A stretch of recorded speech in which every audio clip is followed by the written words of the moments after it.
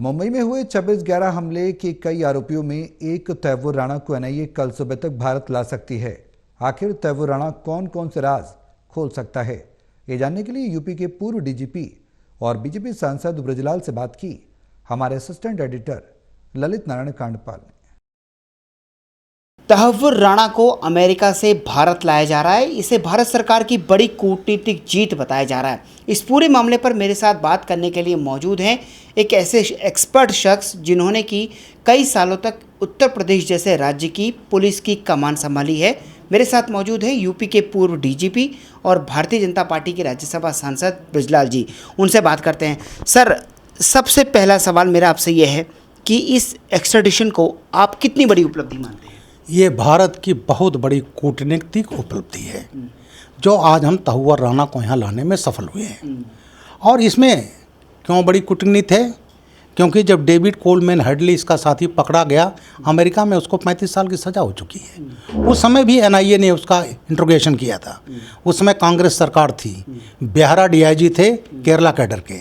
और जब वहाँ उन्होंने अमेरिकन एजेंसी के सामने 26/11 की बात की, उसने कन्फेस किया, यहाँ लाया गया। और जब कांग्रेस के उस समय गृह मंत्री होते थे, मैं नाम बताना उचित नहीं समझूंगा, और जब सबको मालूम हो गया, मीडिया को मालूम हो गया, तो उनसे कहा गया रिपोर्ट बदल दो। बेहरा ने कहा साहब ये संभव नहीं है, तो दूसरे दिन उनको अपने मूल कैडर केरला रिपेट्रिएट कर दिया गया। तो उस समय की सरकार अगर इसको तत्परता दिखाती तो 26/11 जैसी बड़ी घटना जिसको 26 टाला जा सकता था। और मैंने अब अपना रोल बताऊं, रामपुर अटैक हुआ था 31 दिसंबर 2007, न्यू ईयर्स ईव। 7 सीआरपी जवान मारे गए थे। और उसी समय एटीएस बनी 26 नवंबर 2007 को, और मैं उसका फाउंडर चीफ बना। और उसके बाद हम लोग प्रयास करके दोनों पाकिस्तानी आतंकवादी लश्कर के मोहम्मद फारूक, इमरान शहजाद, और जो लश्कर तोयबा का इंडिया कमांडर था सबाउद्दीन मोतिहारी बिहार का, काठमांडू में रह करके इंडिया वो था।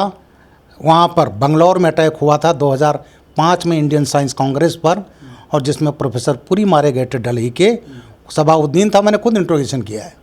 उसने कहा जब मैंने सक्सेसफुल अटैक किया तो हाफिज़ सईद ने मुझे काठमांडू बेस बना दिया इंडिया कमांडर। और उसने प्लान किया सीआरपी अटैक रामपुर, जिसमें 7 लोग मारे गए।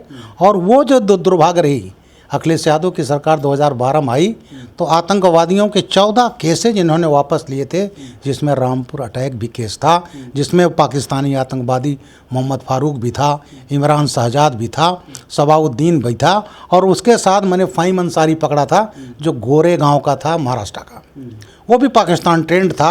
उसने हमको बताया था कि साहब वहाँ कराची में ISI पूछती थी ये ताजमहल होटल कहाँ है, शिवाजी टर्मिनस ये कहाँ है, उसके बाद चबाड हाउस जहाँ इजरायली रहते थे वो कहाँ है, ये सब उससे पूछा गया। फिर उसको यहाँ लॉन्च किया गया।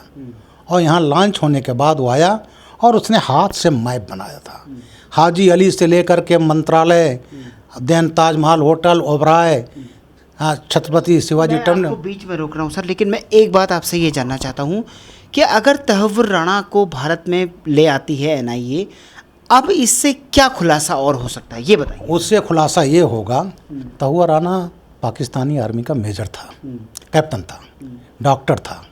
और फिर उसके बाद वो कनाडा गया, वहाँ की सिटीजनशिप ली। और खाली हमारे यहाँ नहीं किया, कोपेनहेगन में भी किया था, डेनमार्क में। तो इंटरनेशनल टेररिस्ट है, आर्मी में रहा है, सीधे ISI पर लिंक रहा है। और मेजर इकबाल और मेजर समीर भी है पाकिस्तानी ISI के, वो सब इसमें शामिल हैं। अब यहाँ जब लाया जाएगा तो तमाम जो और कई, उसने खुद विजिट किया था आगरा, कोचीन, दिल्ली, मुंबई। और जो बिजनेस वीज़ा दिलाता था वो मेन रोल था फंडिंग करने में, ये करने में। और जो ट्रेन हुए पाकिस्तानी जिनको बाई सी रूट भेजा गया, उसमें कोलमैन हेडली के साथ तैमूर राणा भी था, क्योंकि एक फ़ौजी था, इसलिए इसका जो है। तो इस तरह से इसके आने के बाद इसका नेटवर्क मालूम होगा, क्योंकि ये चाहता था बम्बई में कवरअप के लिए एक कोई बिजनेस खोलना। तो अब जब ये बिजनेस खोलता तो अकेले तो खोल नहीं था, कोई ना कोई लोकल तो ज़रूर होगा। तो तमाम चीज़ें, क्योंकि कसाब वही एक जिंदा पकड़ा गया, बाकी तो मारे गए। तो उससे शायद उतनी जानकारी ना होगी। कॉन्स्पिरेसी की जो जानकारी कैसे पाकिस्तानी ISI, पाकिस्तान और ये तहुवर राणा के कुल हैंडली और उसमें लोकल कौन है वो सब इसमें मालूम होगा।